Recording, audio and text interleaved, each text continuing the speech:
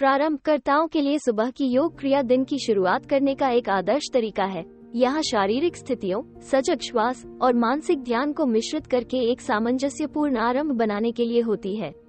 यह आसान लेकिन प्रभावी क्रिया शारीरिक लचीलापन, मानसिक स्पष्टता और समग्र ऊर्जा स्तर में बड़ी मात्रा में सुधार कर सकती है और आने वाले दिन के लिए सकारात्मक माहौल बना सकती है।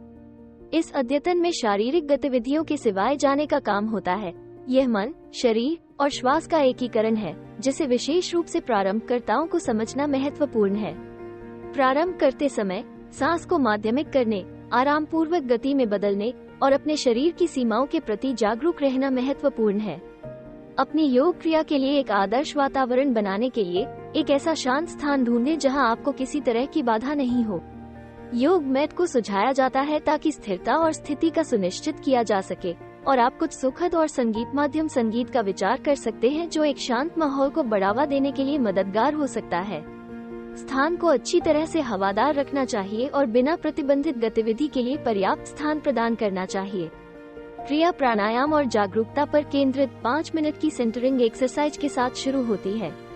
क्रॉस लेग बैठें, आपकी आंखें बंद करें और अपनी सांस को ध्यान देने लगें। गहरी, सचेत खिंचाव वाली सांस और धीमी चढ़ाई आपके मन को केंद्रित करने में मदद करती है और आपके शरीर के साथ एक जुड़ाव स्थापित करने में मदद करती है। इसके बाद गर्दन के इंटेंसिव पोजिटिव्स के लिए अपने शरीर को तैयार करने के लिए गर्मापन का 5 मिनट का आलंब हो सकता है, जिसमें गर्दन की चुराहट को दूर करने में मदद मिल सकती है। रूटीन का मूल हिस्सा है सूर्य नमस्कार की एक श्रृंगारिक क्रम, जिसमें शरीर को गर्म किया जाता है के रूप में 12 पोज की एक श्रृंगारिक क्रमनियां शामिल हैं। इस क्रमनी की शुरुआत एक खड़ी पहाड़ी पोज से होती है, फिर आगे की ओर झुक जाती है, एक आधा उठाव करती है और फिर एक प्लैंक में आती है। फिर आप एक निचले धक्के के साथ आते हैं, उसके बाद ऊपर मुख के साथ कुत्ता दिखाने वाला और अंत में कुत्ता दिखाने वाला। फिर से खड़ी होने की पोज में लौटने से पहले खास बात यह है कि इन गतिविधियों को धीरे धीरे करना महत्वपूर्ण है, अपनी सांस के साथ समय को तालमेल करते हुए, खासकर प्रारंभकर्ताओं के रूप में।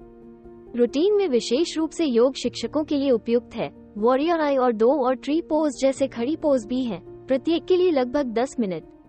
ये पोज पैरों में ताकत बढ़ाते हैं और फोकस और संतुलन में सुधार करते हैं। अगले चरण में बैठक की पोज शामिल हैं, जैसे कि सीटेड फॉरवर्ड बेंड और बटरफ्लाई पोज, जो कमर, हाइप्स और पैरों को खींचने के लिए बहुत अच्छे हैं। कैट कॉ स्ट्रेच, पीठ को मोड़ने और सीधे करने के बीच पर्याप्त स्पाइनल लचीलाता बढ़ाने के लिए भी शामिल है।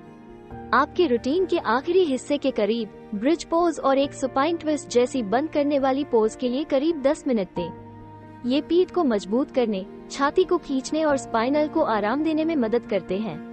अपनी सत्र को 5 मिनट के लिए शवासन में आराम और ध्यान के साथ समाप्त करें। पीठ के बल लेटकर आपके अंग धीरे धीरे फैले हुए। अपनी आंखें बंद करें, गहरी सांस लें और अपने शरीर को पूरी तरह से आराम दें। आपके सत्र के लाभ को एकत्र करने में मदद करते हैं। प्रारंभकर्ताओं के लिए अपने शरीर की आवाज सुनना और असुख या दर्द में धकेलने से बचना अत्यंत महत्वपूर्ण है। प्रैक्टिस की नियमितता व्यायाम की तीव्रता से अधिक फायदेमंद है।